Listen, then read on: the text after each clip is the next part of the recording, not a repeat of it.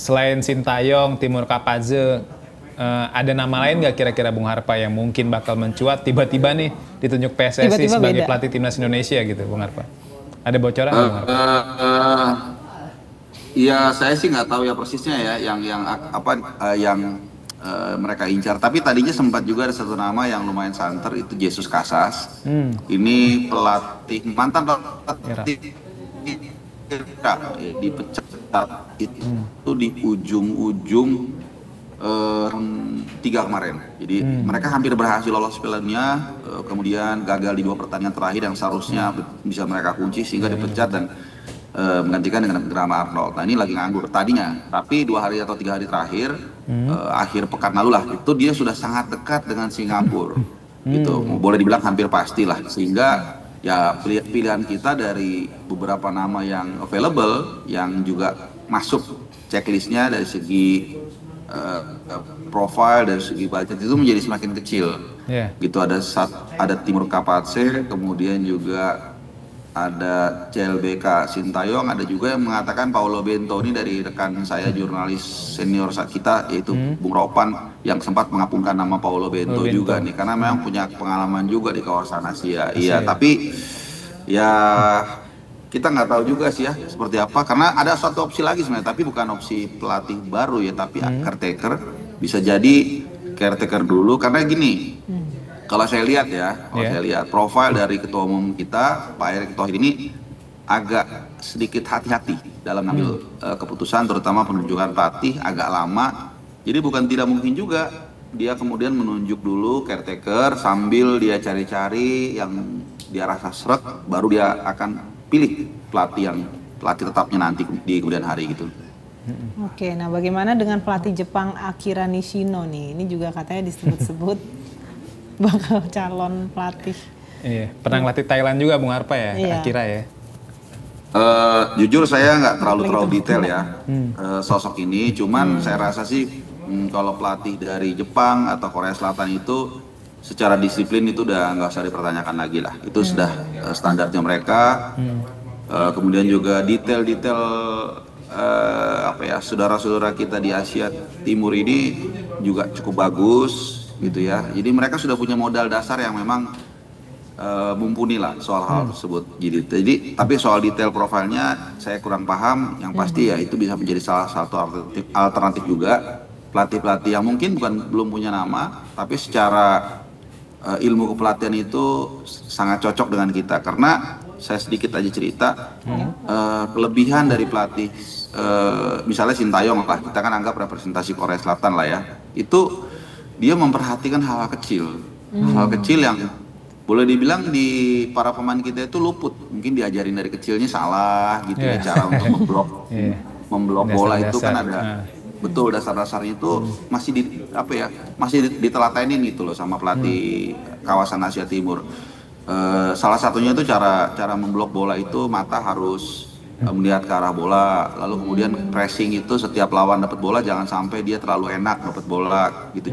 Jadi hal-hal itu kenapa mereka perhatikan, kenapa cocok sama kita ya, karena kita banyak sekali tidak diajarkan sejak kecil. Nah bedanya kalau pelatih Eropa seperti apa, mereka bukannya nggak mau teliti, tapi karena mereka asumsikan sejak kecil itu para pemain sudah cakap dengan hal-hal tersebut.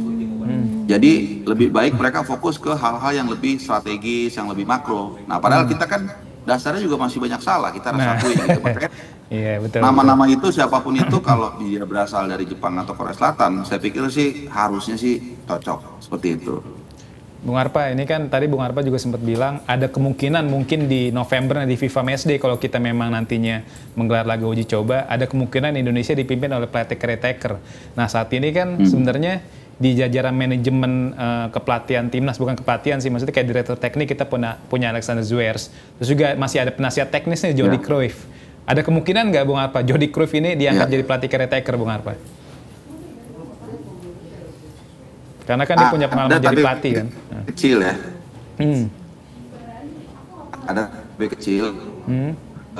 Karena basicnya kan ya, kemudian juga Alexander Zuyers juga dulu sebelum jadi direktur teknik di Jordania juga setahu saya juga dia pelatih juga di beberapa kawasan, di beberapa negara. Jadi mungkin aja, cuma nggak tahu kenapa feeling saya sih mengatakan itu agak kecil ya kemungkinannya. Walaupun bisa apa namanya terbuka juga ya, bisa aja gitu diambil. Karena tadi saya katakan mengingat gaya dalam pengambil keputusan Pak Erick Thohir ini agak lama. Nah, satu mungkin mau saya tambahkan, ada satu calon lagi yang luput dari pantauan semua orang.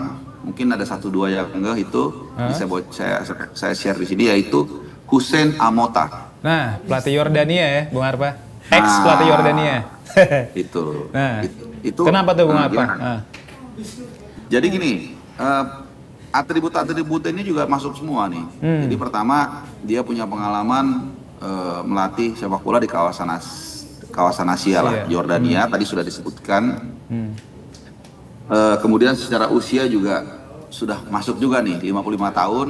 Jadi ya nggak terlalu uzur lah gitu ya untuk mengikuti ilmu kepelatihan yang kekinian.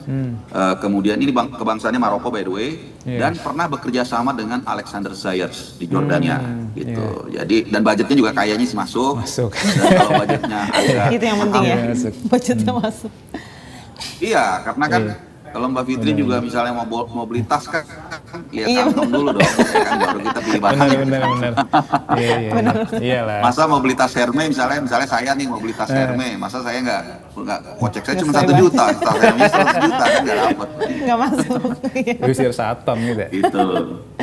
Oke. Kira-kira seperti itu. Oke nih Bung Harpa, nih ada pertanyaan titipan nih dari YouTube. Sebenarnya ada 2 nih, satu langsung ke gue nih.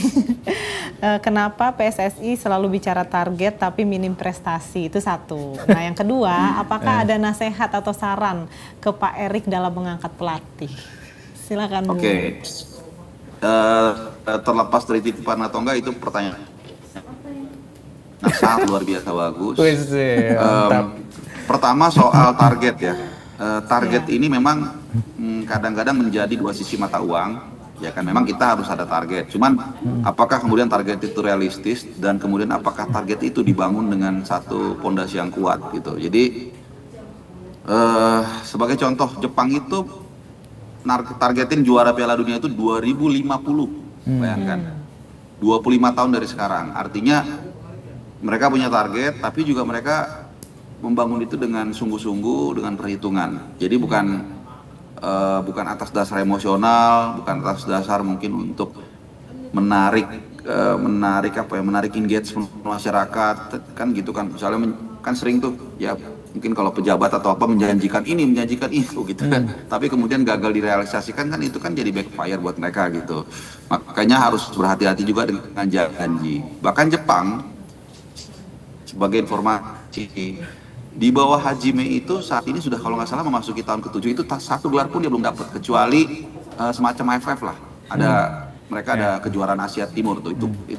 Itu mereka boleh kita katakan hampir nggak ada lah. Misalnya kayak Piala Asia atau bahkan Piala Dunia itu mereka nggak terlalu berprestasi juga. Cuman permainannya berprogres. Ngalahin Brazil kemarin 3-2, ngalahin Jerman, ngalahin Spanyol di Piala Dunia 2022 dan seterusnya gitu. Nah ini yang harus ditekankan juga gitu. Jadi kita memang mungkin senang lah ya melihat tim nasional kita berprestasi, tapi juga kita harus mengukur diri gitu. Dan jangan salah, kita pun sampai kemarin di round 4 juga kan gara-gara ada percepatan atau akselerasi dengan para pemain diaspora gitu ya. Kita senang itu pendekatannya top bottom.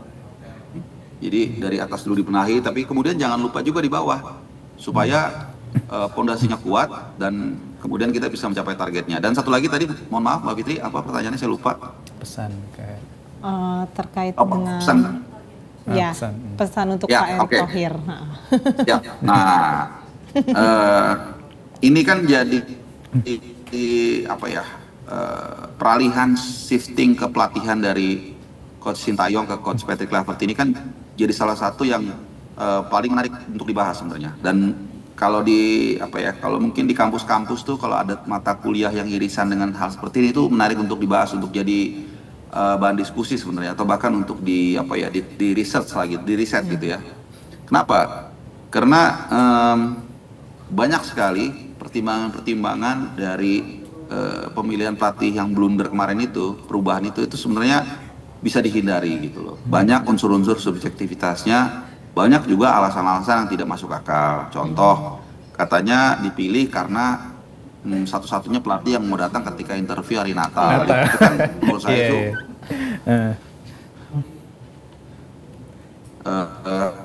agak menjurus mustahil lah. Terus katanya supaya budayanya sama bahasanya sama, tapi ternyata kan ramai juga di ruang ganti kemarin gitu. Dan hari gini kan bahasa sepak bola itu bahasanya umum, Mbak. Saya tuh dulu saya waktu kuliah di Inggris itu saya suka main bola dengan orang-orang Jerman, ya kan, namanya di Regent's Park, di Regent's Park. Nah itu mereka kalau main kan pakai bahasa Jerman kan, tapi kan ketika main bahasa bola itu umum ya. Misalnya passing, run gitu. Nah mungkin kecuali hal-hal yang emosional, hal-hal yang personal, dia mungkin mau ngomong, mau nasihatin pemainnya, mungkin itu baru pakai translatornya lebih tidak alasan yang benar, dan jangan mengada-ngada dalam milik pelatih gitu, alasan bahasa lah, kesamaan budaya. Pilihlah yang objektif, seperti diskusi kita ini kan tadi, ya mengerti kawasan sepak bola Asia, budgetnya masuk, kemudian juga usianya tidak terlalu tua dan lain-lain, hal seperti itulah gitu ya. Jadi jangan diulangi lagi nih, karena ini mungkin akan jadi kesempatan yang paling krusial buat Pak Erick Thohir untuk meraih kembali kepercayaan masyarakat bahwa ini masih ada kejujuran di sana, masih ada objektivitas dalam memilih pelatih. Kenapa? Karena kalau sampai salah, impact-nya luar biasa, Pak.